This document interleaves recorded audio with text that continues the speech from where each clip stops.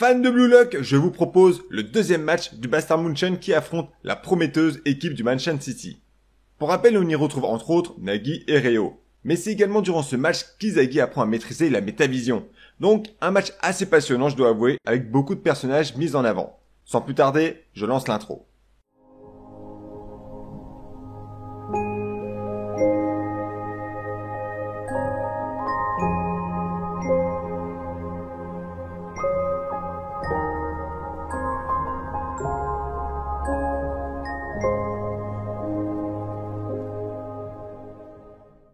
Suite à leur premier match face au FC Barça, les joueurs du programme Blue Lock apprennent de la bouche d'Ego Jinpachi que tous leurs matchs de la Neo Egoist League sont retranscrits dans le monde entier.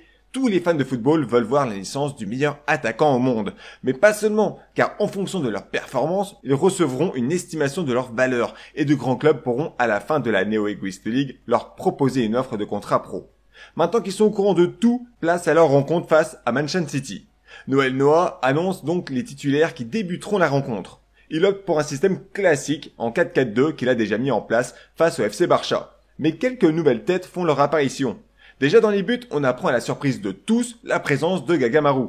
Il présente les meilleurs résultats pour occuper ce poste et peu importe si c'est pour finir au but, du moment qu'il peut jouer, cela lui convient. En défense centrale, nous avons toujours Birkenstock et Mensah, mais deux nouveaux joueurs débarquent sur les ailes. En arrière gauche, nous avons Yuki Miya et à droite Corona. Deux petites pépites que l'on va apprendre à connaître durant cette Neo Egoist League. Au milieu défensif, on garde Ali, sur la gauche Grimm, mais cette fois Inzaghi débute le match sur la droite, son poste préféré. Milieu offensif central, toujours Nez, accompagné à l'avant par Kaiser et l'indomptable Kunigami. Voilà ce qui concerne la formation du Bayern München pour ce troisième match de la compétition. Maintenant, passons du côté de Manchester City et de son système en 3-4-3. Dans les buts, Rook, la ceinture défensive est constituée de 3 défenseurs, Busby, Damon et Young. Au milieu de terrain, nous avons Arthur sur l'aile gauche et Swift à droite. Au centre, nous retrouvons un joueur que l'on connaît bien, le caméléon Réo, aux côtés de Driver. L'attaque, quant à elle, est très prometteuse avec un trio de choc, Shaqiri, Nagy et Hagi. Cette rencontre promet donc du beau spectacle, alors sans plus attendre, place au match. Le coup d'envoi est lancé par le Bayern München. Kaiser donne le ballon pour Ness et commence à attaquer. Lorsqu'Hagi vient sur lui, il envoie la balle pour Grimm, sur le côté gauche, vu que Kaiser est déjà bien marqué par Driver. Il profite d'une occasion pour le prendre à contre-pied en changeant brutalement sa direction pendant que Driver, lui, recule au même moment d'un pas. Grimm peut alors lui envoyer le ballon, mais Inzaghi, l'ombre de Kaiser, attendait sagement cette occasion pour se montrer afin de lui voler le ballon.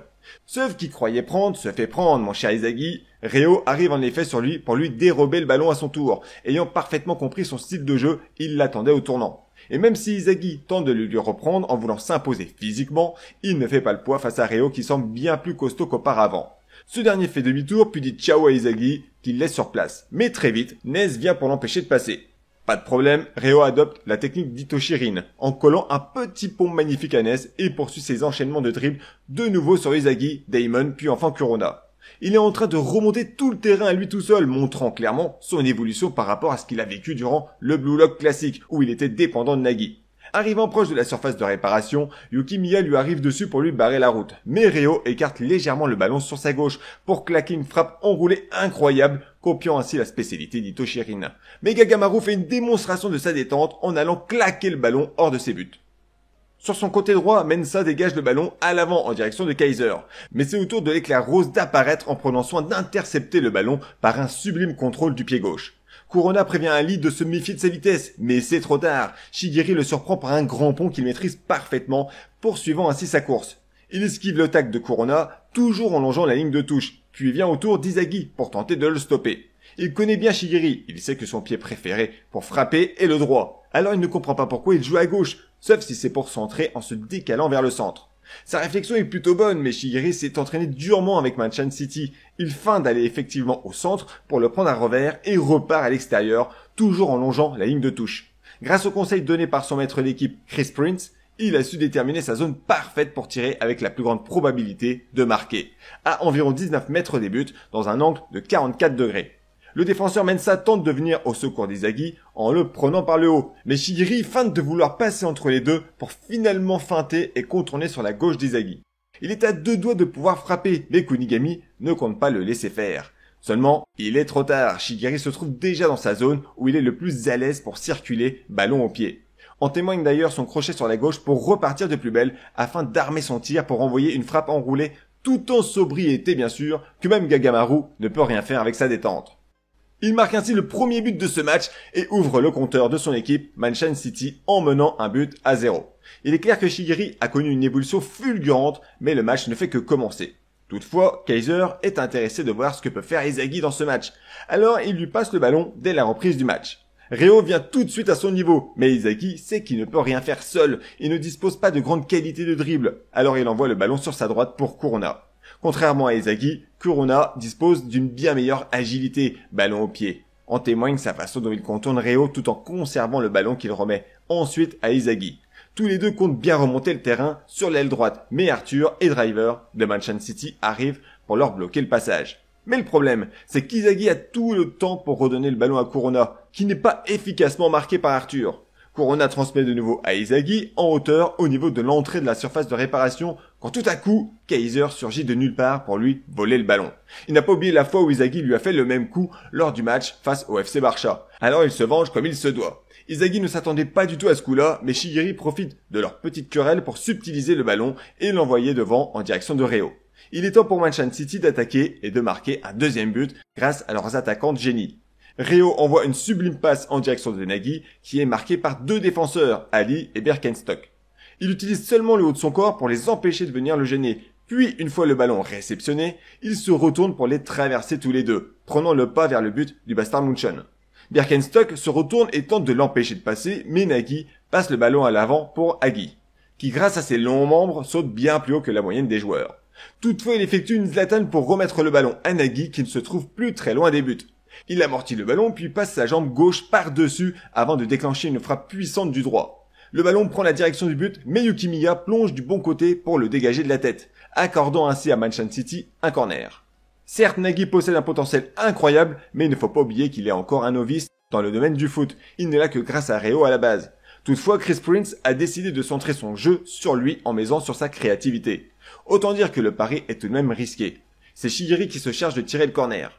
Inzaghi marque de très près Hagi qui possède sans nul doute la plus grande détente de leur équipe. Mais celui-ci court vite auprès de Shaqiri qui lui transmet un ballon à ras de terre rapide. Inzaghi ne s'attendait pas à ça, il est pris de vitesse. Hagi transmet le ballon par une talonnade juste magnifique en direction de Nagy qui se trouve au second poteau. Mais attention, on voit une petite tête apparaître sur la droite de la page là. Coucou. Il s'agit du Kaiser qui s'envole pour dégager le ballon et sonne dès lors la contre-attaque. Mené par Ness qui le récupère. Il passe directement Birkenstock par un joli petit pont. Kaiser revient à son niveau, prêt à recevoir sa passe, et c'est exactement ce qu'il fait pour contourner Swift. Kaiser lui remet ensuite directement le ballon. Ce dernier poursuit sa course malgré deux défenseurs lui faisant face, Young et Damon. Il regarde autour de lui rapidement, puis lève le pied pour se préparer à contrôler le ballon envoyé par Ness, qui comprend tout de suite son intention. Shaqiri et Réo arrivent en soutien pour l'empêcher de passer, mais Kaiser est sur le point de montrer une vision complètement ahurissante. Sûr de lui, il arme son pied droit et envoie une frappe puissante traversant tous les joueurs de Manchester City et allant se loger avec beaucoup de douceur dans la lucarne gauche. Cette frappe lourde est nommée Kaiser Impact. Et Inzaghi fait la déduction que Kaiser dispose également de la métavision, c'est-à-dire qu'il a une excellente vision périphérique et réussit rapidement à rassembler les informations des joueurs présents sur le terrain. En fusionnant ces deux qualités, il parvient à présenter un jeu sans égal, mais Inzaghi ne compte pas se laisser distancer. Il sonne la contre-attaque pour tenter de renverser la vapeur. Remise en jeu pour Manchester City. Shaqiri passe le ballon à Hagi qui transmet par une talonnade à Réo à cause du pressing réalisé par Kunigami. Pendant ce temps, Inzaghi s'entraîne à observer tout ce qui l'entoure, faisant entrer dans sa tête tout un tas d'informations d'un seul coup. Réo envoie le ballon devant lui pour Nagy qui fait écran dos à Ali. Il peut être tenté de donner le ballon pour Hagi dans sa course, mais il est collé par Kaiser, alors il décide de passer Ali en balançant le ballon par-dessus lui, mais Inzaghi sort de sa tanière pour lui voler le ballon. Incroyable lecture du numéro 11 du Bayern München qui lance la contre-attaque. Il peut toujours compter sur Corona pour lui venir en aide sur le côté droit, mais Inzaghi voit désormais plus de choses. Il lui demande de lui faire confiance et de forcer par le centre. Ils parviennent tous deux à passer Réo, Driver. À ce moment-là, il se trouve à 43 mètres des buts de Rook. Mais il reste quelques défenseurs à franchir. Voir Kunigami qui se détache au centre peut être une option, mais pour le moment, Inzaghi poursuit avec Corona et dribble Busby et Young. Il ne reste alors plus que Damon pour protéger le gardien d'une action dangereuse. Soudain, Kunigami apparaît devant Inzaghi. Il passe sur la gauche de Daimon, alors Izagi l'utilise comme un leurre pour faire croire à une passe, mais en réalité, il se décale sur la droite pour se préparer à frapper. Daimon comprend son intention et commence à se diriger vers lui, seulement cela est également une feinte. Il donne le ballon pour Kurona qui se trouve dans son ombre. Izagi n'attend alors plus qu'une chose, une passe pile devant lui pour qu'il puisse conclure en beauté. Malgré la passe un peu trop appuyée d'Izagi plus tôt, Kurona parvient à centrer pour lui. Seulement un démon traque toujours Izagi pour le mettre en échec et mat. Le grand Kaiser. Izagi ne voit alors plus qu'une solution, tirer entre ses jambes en espérant que le ballon trouve le chemin de la lucarne gauche des buts. C'est un tir sublime qu'envoie Izagi, mais un de ses coéquipiers n'a rien perdu de l'action et profite de cette occasion merveilleuse pour inscrire son propre but, le terrible Kunigami. Il explose les filets par une reprise de volée permettant au Bastard Munchen de passer en tête, menant désormais 2-1. Izagi est écœuré que ce but lui a été volé, mais comme le précise Kaiser, le ballon partait trop haut pour être cadré. Il doit se contenter d'être un passeur décisif. Mais Izagi possède assez de rage et d'ambition pour marquer son propre but. Il ne compte pas s'arrêter là et il semble que ce soit aussi le cas pour Nagi, qui demande à Ryo de l'aider pour vaincre Izagi Yoichi. Coup de sifflet de l'arbitre, le match reprend par une remise en jeu de Nagi envers Agi. Au bout de quelques mètres, Kunigami vient s'interposer pour l'empêcher d'aller plus loin. La scène prend l'allure d'un jeu stratégique où l'on avance des pions. Agi possède Shigiri sur sa gauche et Ryo derrière lui en soutien, tandis que Kunigami trouve Izagi derrière lui et Kaiser sur sa gauche. Le moindre geste de l'un de ses joueurs peut complètement changer l'action à suivre. L'appel de Shigiri attire l'attention de Kunigami quelques secondes, ce qui permet à Agi de le dribbler par la gauche. Mais c'est exactement ce qu'ont anticipé Izagi ainsi que Kaiser qui arrivent tous deux sur le ballon. Les trois joueurs se rentrent dedans, mais le jeu continue. C'est Ryo qui récupère le ballon. Il l'envoie pour Nagi, qui se retrouve marqué par Ali et Grim. Mais grâce à un jeu de passe précise, Nagi envoie le ballon pour Ryo. Le terrible duo est de retour, mettant de côté le jeu de Manchan City, centré sur la créativité de Nagi. Il n'y a rien à dire pour le moment, leur touche de balle et leur jeu à deux est quand même magnifique à regarder. À eux seuls, ils viennent supprimer Kurona, Ali et Yukimiya. Ils se rapprochent dangereusement de la surface de réparation du Bastard Munchen.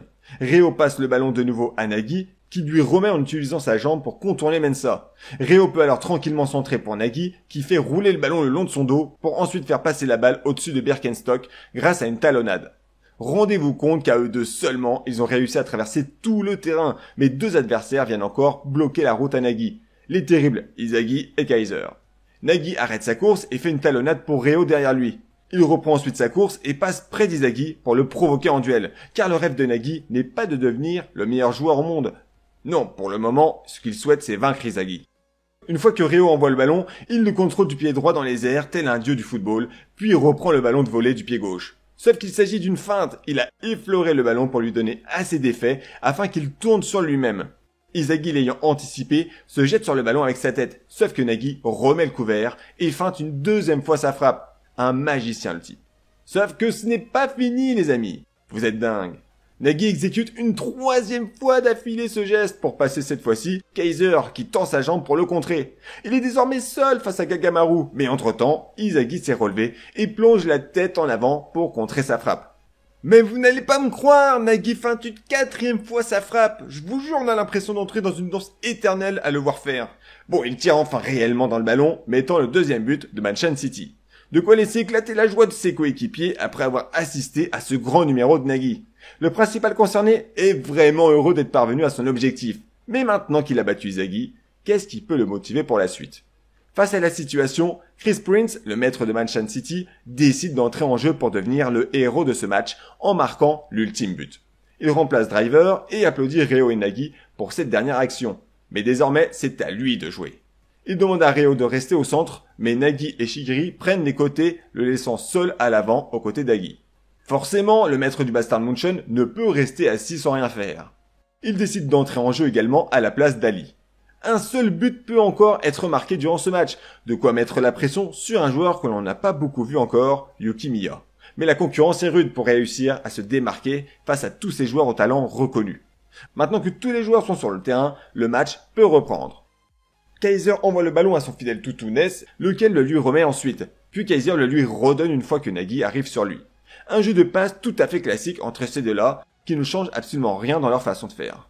Ness, ballon au pied, montre ses talents de dribbleur en passant Agi comme si de rien n'était, puis envoie à Kaiser qui se trouve totalement démarqué. Mais la star adverse, Chris Prince, arrive sur lui. Il souhaite voir ce qu'il a dans le ventre, mais Kaiser préfère passer le ballon à Ness. Il ne compte pas se mesurer à lui, à moins que celui-ci ne le provoque en le traitant de lâche par exemple. Là ça change complètement tout. Kaiser réclame le ballon à Ness pour donner une leçon à Chris. Un petit passement de jambe et il part sur la droite, mais Chris se retourne et impose son bras devant lui pour l'empêcher fermement de partir. Face aux provocations de Chris, Kaiser lâche au calme un petit pont après double contact, mais encore une fois Chris se retourne et uniquement avec la force physique, il réussit à empêcher Kaiser de passer. C'est alors que Noah décide d'entrer en scène pour prendre le ballon, mais Reo réussit à le dérober à l'aide d'un tacle glissé juste une seconde avant que Noah n'intervienne. Le ballon s'envole dans les airs et retombe dans les pieds de Shigeri qui contrôle parfaitement. Écoutez-moi bien, il éclate grâce à sa vitesse Grimm, Corona, Mensa et Driver. Le type est juste inarrêtable et il est à quelques mètres d'atteindre sa zone de prédilection pour marquer. Quand soudain, Yuki Miya débarque pour mettre fin à ses ambitions. Il a bien l'intention de lui briser ses crocs comme il le dit si bien. Shigeri n'a pas de choix et doit le passer s'il veut pénétrer à l'endroit où il est le plus à l'aise pour tirer. Alors il feinte de frapper pour le passer par la droite. Sauf que Kaiser est aussi la coco. Il a eu le temps de revenir et lui tacle le ballon. Mais Shigeri a tout de même le temps d'envoyer le ballon pour un coéquipier, en l'occurrence Chris Prince. Il se trouve devant la surface de réparation, mais il a fort à faire puisque Noel Noah lui fait face. Ce n'est pas un souci pour lui car il a en réserve un tir tout à fait spécial qui ne nécessite pas de le passer. Il décoche une frappe surprenante qui ne crée aucune rotation au ballon et qui part en direction du but du Bastard Munchen. Gagamaru est complètement perturbé par les mouvements changeants du ballon, mais il aperçoit Izagi courir vers lui. Ce dernier lui demande de plonger tandis que lui saute et dévie le ballon comme il peut en plein sur la barre transversale, puis le ballon rebondit sur la pelouse avant de s'écarter.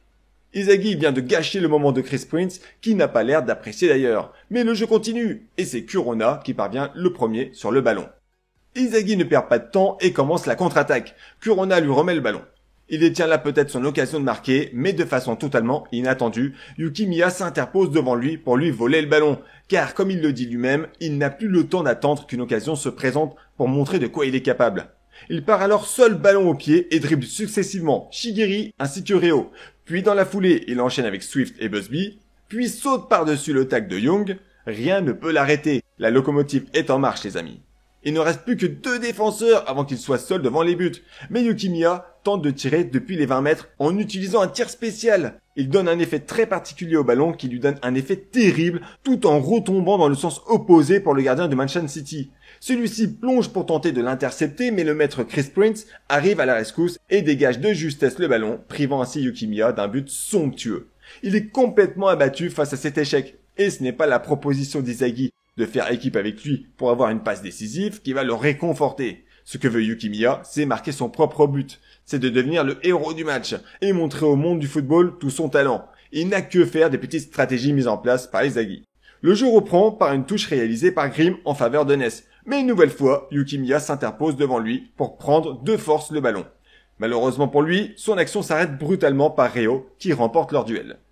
Il lance la contre-attaque pour Manchester City et cela commence par un petit dribble sur Kunigami au propre, comme ça, avant de se rendre compte qu'il dispose d'un éventail de joueurs bien placés pour servir de leur. Chris, Agi et Shigeri se démarquent tous les trois parfaitement. Reo a besoin d'avancer encore de quelques mètres pour effectuer sa passe en direction de Nagi.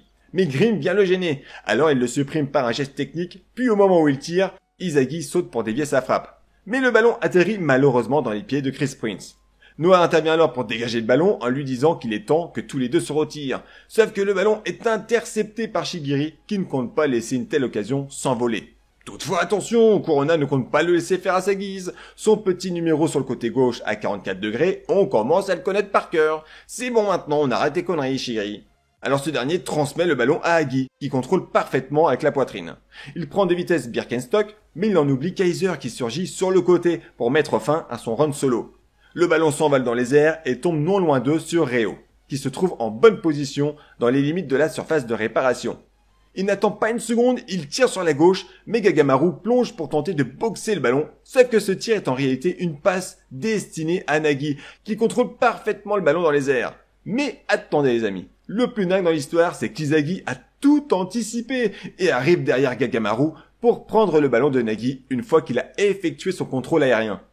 Décidément, Izagi est beaucoup trop fort en défense. Il parvient une nouvelle fois à éviter la défaite de son équipe et compte remonter le terrain pour marquer son propre but. Mais le constat est sans appel. Il ne trouve aucun chemin viable pour se rendre au but adverse. Shigiri est le premier à lui arriver dessus, mais Kurona arrive en soutien avec qui il fait un 1-2. Mais malgré tout, très vite, il se fait acculer par Reo, qui lui vient en face. Noël Noah arrive alors à sa hauteur, à sa grande surprise, et compte l'aider à grimper jusqu'au but de Manchan City. Avec lui à ses côtés, ses choix d'action se multiplient. Désormais, il peut vaincre Kaiser. Kurona se trouve toujours sur sa droite en cas de besoin, et ensemble, ce trio remonte le terrain. Izagi esquive Arthur en passant à Kurona, qui le remet lui-même à Noah grâce à une feinte d'Izagi. Agi vient tacler Noah pour lui prendre le ballon, mais il saute pour l'esquiver, ce qui laisse l'occasion à Chris Prince de lui foncer dessus. Mais Noah passe le ballon à Izagi par-dessus Chris, qui se dépêche de transmettre à Kurona à son tour sur sa droite, avant que Kaiser ne vienne lui voler le ballon.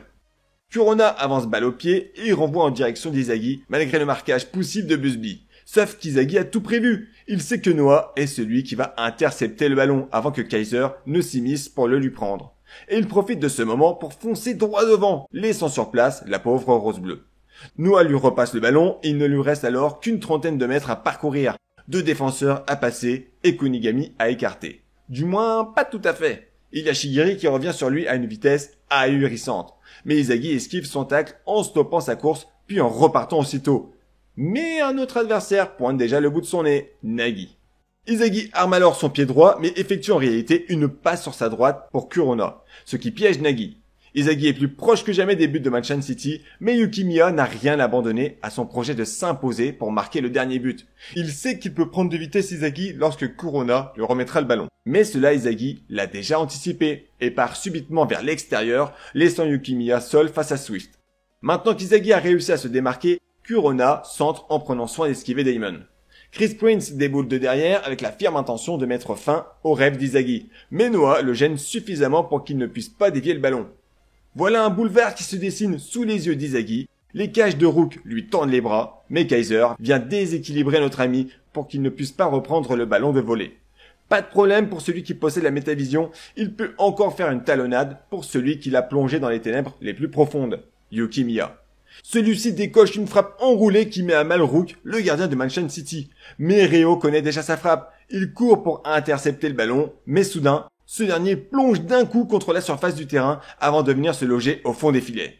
C'est un but libérateur de Yukimiya qui vient conclure ce match complètement fou qui a mis en l'honneur les nouvelles capacités de lecture d'Izagi. Le Bastard Munchen s'impose sur le score de 3-2 face à Manchan City. Encore un succès pour Izagi, qui en plus de ça, est venu surpasser la vision de jeu de Kaiser. Leur rivalité n'est pas encore prête de s'éteindre.